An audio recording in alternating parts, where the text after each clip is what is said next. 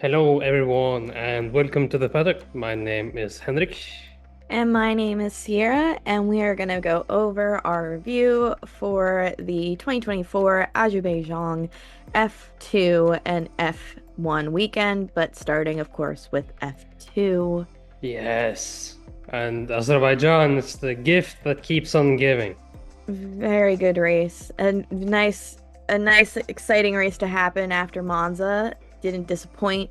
No, of course, we had qualifying first up, which surprisingly, Trident had a very good qualifying outing with Christian Mansell on provisional pole at some point, and then he took what would later on become a reverse grid pole for the sprint following day. And then Richard Verschoor, which is Mr. DSQ, got pole and kept it for some reason. I mean, I think before we go fully into quali, we do have to discuss a few things. So, as you mentioned, we have Christian Mansell in the Trident taking over for Roman Stanek. He's taking over for the rest of the season. We have Luke Browning taking over for Zach O'Sullivan, they are in the Six hours of AR, Fuji. A, ART Grand Prix. Yes. So he's taking over there. And then, of course, with Oliver Berryman covering for our suspended K-Mag, Yes. we have our Gabriele Mini in the Prema. Right. And I won't be the first person to say this, but I think if this part of this grid is what F2 2025 is looking like, I'm here for it. Yeah, I mean we have Oliver. My gosh, my brain. Oliver Goethe. Oliver who got promoted last in Monza. Mm. You have Stepping in for Franco Colapinto, of course, yep, for MP. and then you have two more taking over for the rest of the season in Browning and in Mansell. And then, of course, you have Minnie taking over Oliver Behrman's spot. So, as we know, both premise seats will be up for grabs. I assume it will be both Minnie and Bogdanovich, but we don't know anything of Bogdanovich yet. The reason I don't say Lindblad is because he was also announced for the next Campo seat next year. So Yes. he's the first F3 graduate to be announced, No, even though, second. yes, sorry, after Tim. After Not Tim. Leonardo Fornaroli for Yes. Invicta It's been a next very season. early morning for me. I apologize. So, I guess my question is before we get in is I assume the person leaving F2 will most likely be Hajar. Yes, That's and who Lindblad also is. Orteletto for Invicta, of course. We will get to him in a minute. Well, I'm just saying in terms of because Campos, you only have two drivers in F2, Yes, and Campos yes. has just announced that with Lindblad taking one of the seats and with Isaac being as high as he is, I just assume that would be it. Excuse me. I wouldn't see it as Pepe Mari unless he's getting this hasn't been his greatest year, but I'm pretty sure he's still a rookie this year. So Yes. And speaking of Campos, they caused a red flag in quali.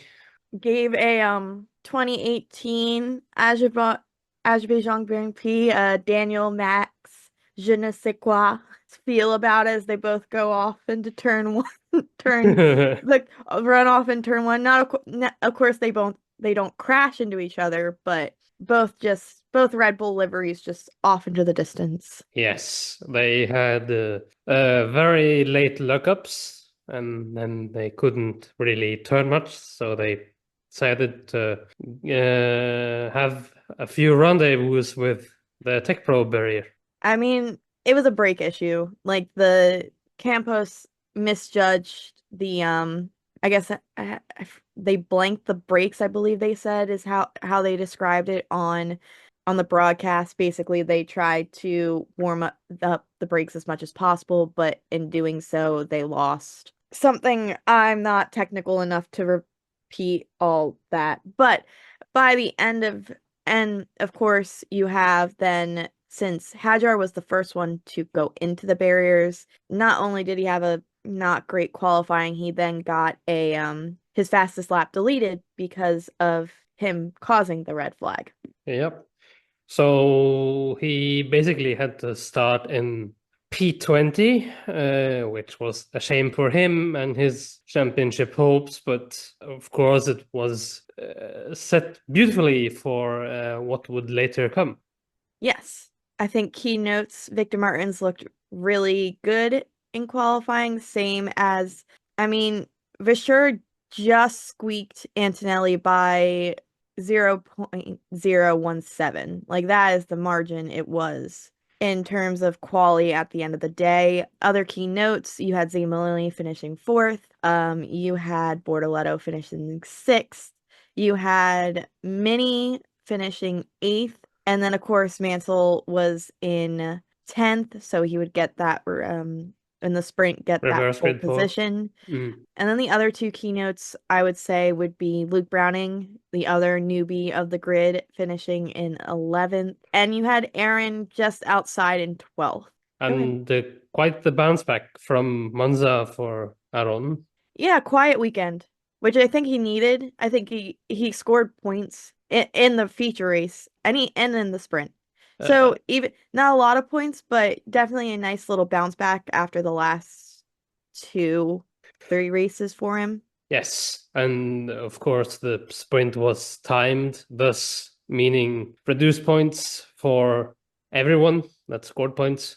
No, the sprint went fine. No, The it was sprint went timed. fine. Oh, the Was it? feature, sorry.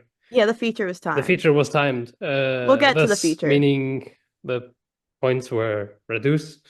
But the sprint was pretty good. Well, of course, not the best I've seen, but one of the better ones, really. The fact that kept so we'll move on to the sprint now. The sprint definitely we didn't see any drama. All but one car finished, it looked like.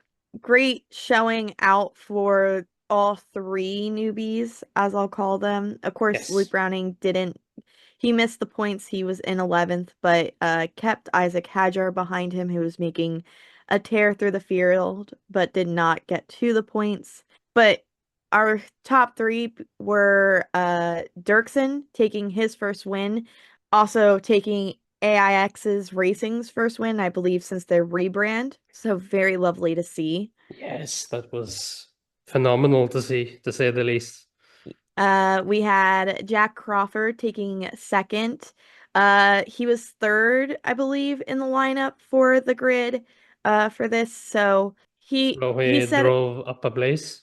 yep, he said it by the end that he was trying to manage it a little bit better, so that way he had a chance to kind of come back, like I guess, in terms of like keeping the tires more in check. He didn't have the greatest start off the line. Minnie and Mansell both did, but good recovery to get to second because I'm pretty sure he was running in fourth for a bit. And Yes. then Minnie, in his debut in F2, or finished third. Yes, which was excellent for him. I think he needed that after his Monza mishap. Yeah. And I mean, he definitely had a he was leading for a lot of it. I don't think I saw him winning. I think Dirksen, you could throughout that entire race, Dirksen kind of was just the experience of being in F2. I think it showed more, and Yep. the prep like the first it literally was in like two halves. So you had the first half of like Minnie and Mansell basically continuing F3 runs with just Dirksen in the background And watching. then after the safety car, that happened. Yes. So the race overall was excellent, beautifully set for the next time out in Qatar, but still a Yeah. long ways to go.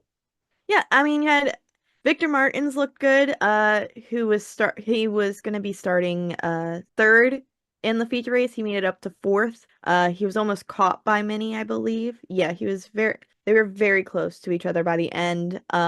It was actually a drag race between the two of them if I towards the line, but Minnie just snuck it out. Also, Minnie also if you looked at Minnie's car by the end of it, it was crabbing.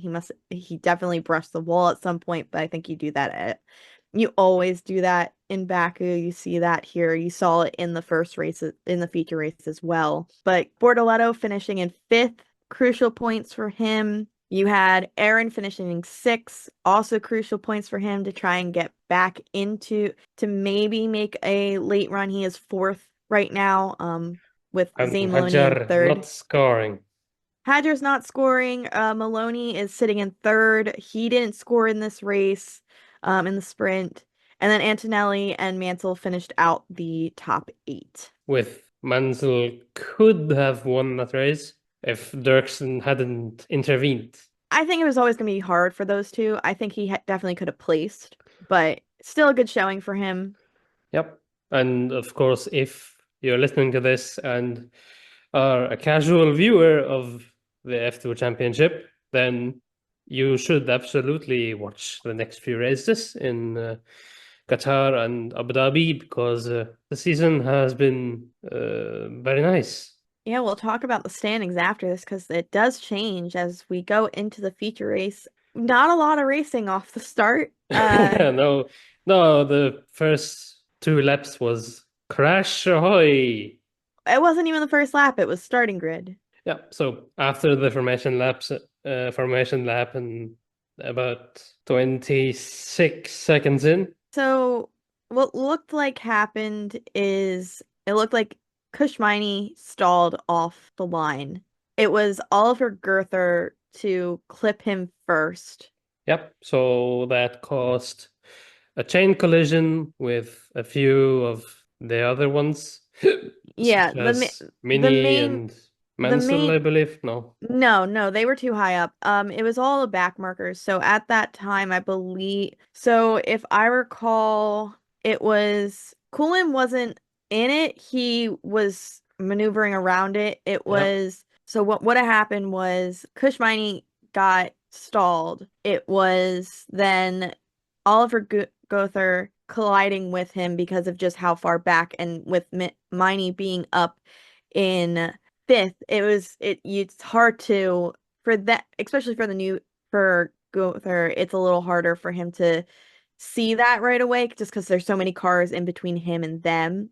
The other main note one is that Pepe Mari also clipped him after the initial contact between Gother and Miney, or Mm. yeah, Kush Miney. So you actually saw Pepe Mari's car go upside down for a brief second. But every person It went involved, on that side and flipped yeah, back down. So, yes.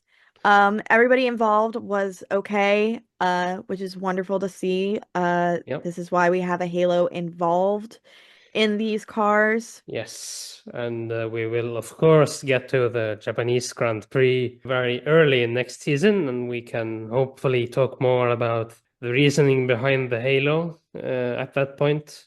I will say people were the commentator wasn't commentating wasn't positive who the Red Bull livery was at the time. They originally said Hajar, and then when we finally got a clear picture, it was shown that was my Pepe Marti.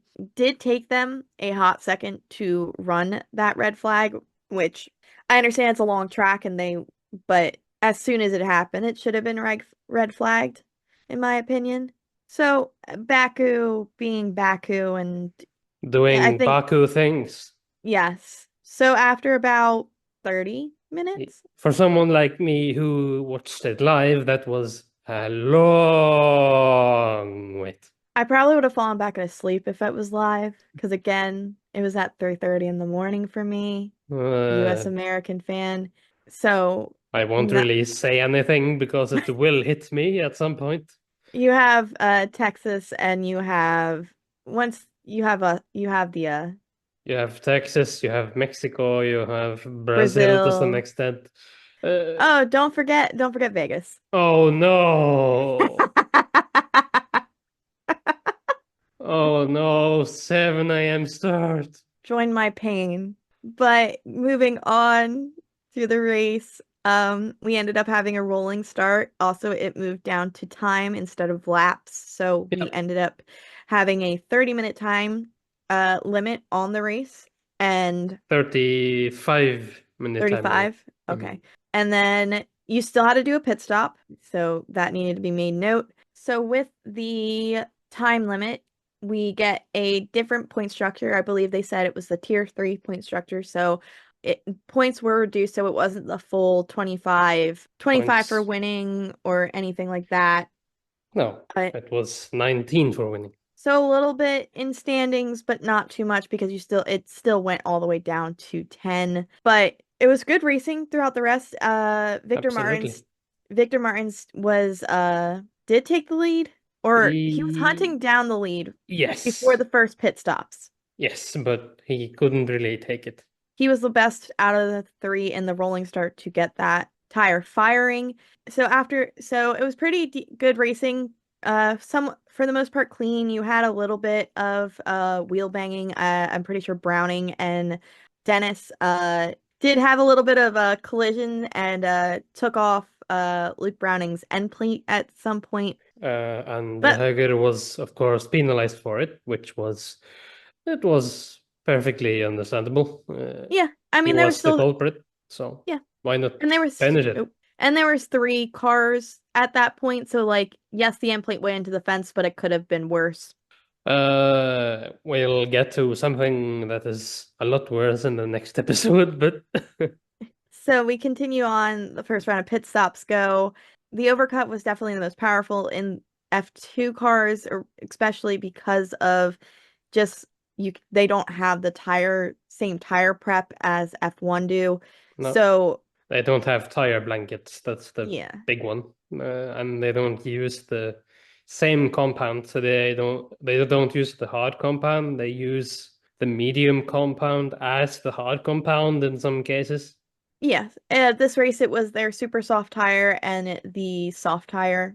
Yes, and if you Um haven't seen a super soft tire, it's the one with the purple outline around it. So, after the first round of pit stops, it seemed Victor Martins didn't have the greatest stop, so he actually went back to third behind Vischer and Antonelli. We get through pit stops. It was looking like Zane Maloney and Bortoleto were going to be overtaken. Zane Maloney trying to defend net second at the time, ended up Yep. having a wheel bang with Antonelli which caused Maloney's race to be ruined.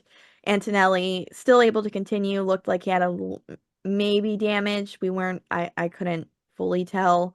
But that allowed Victor Martins to continue into second and try and chase down Vishor for the lead. Which was not bad. It was good racing. It reminds me of why I watched F2 to begin with. And if that's the case for next year, I'm here for it. You had the longest person to stay out was of course Hajar trying to maybe hold out for a late safety car. Didn't work out in his favor. And just to add insult to injury, when he was trying to work his way back through the field after pitting, he unfortunately had a lockup going into turn one, I believe around like the 7 5 minute mark, and Yeah. took him back to the back of the field.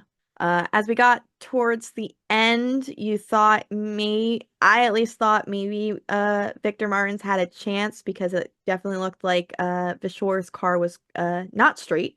Newsflash, that didn't happen. Yeah, unfortunately it did not. The last part of the race, last 2 minutes, 2 minutes, we had Gabrielle Mini going into the barrier at turn 15. Yes. So around And the castle section. it's where Leclerc crashed in Yep. FP1. Just a lockup and just nothing too big, just a lockup, went straight on right into the barrier, took off his front wing.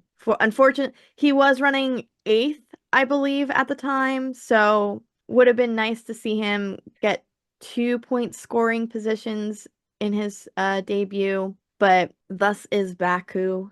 But as it stands, so we finished under safety car, meaning Yes. that Vishor became our 16th different winner of the Yes. season. Mm. And it looks like it's going to stand. There has been nothing to note Well, otherwise. We state this because this poor man has had so many DQs after races. he has a habit of being DQ'd. Because not all, and it's not usually him, it's usually something with his car, so it's Trident. Yeah, it's usually the circumstances. The one that springs to mind is Austria, Hmm. 2022 for me, when he was disqualified. Johan Darawala was penalized. I got a 20-second penalty, Hmm. and newsflash, Logan Sargent ended up winning. Yeah, yeah, it is. But it was a Yeah, good race, even yep, with even without the even with the safety car or the red flag in the beginning, even with yep. the virtual safety car at the very end, it was still very entertaining. A lot of good hard racing between all of them. Yes, and I know that a lot of, let's say, older fans are going to slander me for this, but I think Baku is one of the best tracks on the calendar just for the tightness of it. Yeah, it definitely has the tightest section between in the castles. It's tighter than Monaco in that Yes. section, but Mm. I like the track due to the fact that it has the nice mix of you do have your three main like overtaking zones of the main straight. That's one of the longest from turn 16 to turn 1. You have two 90-degree turns in turn 1 and then turn 3. And then you do have that tight middle section for your lower downforce that you're going for. So you do get a lot of strategy, Yes. differentials. You get, it's not always going to be straightforward. You have different setups. You see it a lot more in F1, but definitely in F2 you see it as well. But as we finish the race, it was Victor Verschoor taking the lead. Returning to the Dutch national anthem. It's been so long. Or the F1 outro, as it's It's informally been known. so long. It was so nice to hear. It was so nice to see him win. You had Victor Martins taking second. You had Antonelli finishing in third. Gabriella Bortoleto finished in fourth with fastest lap, taking 11 points. We'll get to that in a second. You had Dirksen, who won yesterday, finishing in fifth. Good race from him. Again, Paul Aaron finishing sixth. A good quiet race from him, especially since he started outside the top 10. To see him get into the top 10, get some good points, Mm. especially over with both Hajar and Maloney not scoring anything, definitely boosts him a little bit, should help him go into the next rounds. Give him Uh, some confidence going into the next rounds. yep. And there is one very important question that has to be raised. Championship back on? I mean, the championship was back on after Monza in F2. That's all I needed to hear. We have Luke Browning in seventh. You have Crawford finishing in eighth. You have Dennis, even with the penalty, finishing in ninth. And you have Christian Mansell finishing out the top 10. He was able to score points in both. Luke Browning also having a nice showing, even with an end plate being taken out. Nice to see him get on the board. But it was a very enjoyable race. I would Yes. rewatch it after I would just skip the first 30 minutes. Don't want to watch that. I watched it and I literally gasp. Yeah. It, Well, flags are very common at Baku. Speaking of flags, we saw something that was very unusual for Baku, which was a South African flag. let's go back to Africa. Give me a race in Africa, please. It's supposed to be a world championship. We do not have any in Africa. I would like to see that. No, and we don't have any in Southeast Asia either. Of course, we do have Singapore, but I'm not really counting that one as What? Southeast Asia.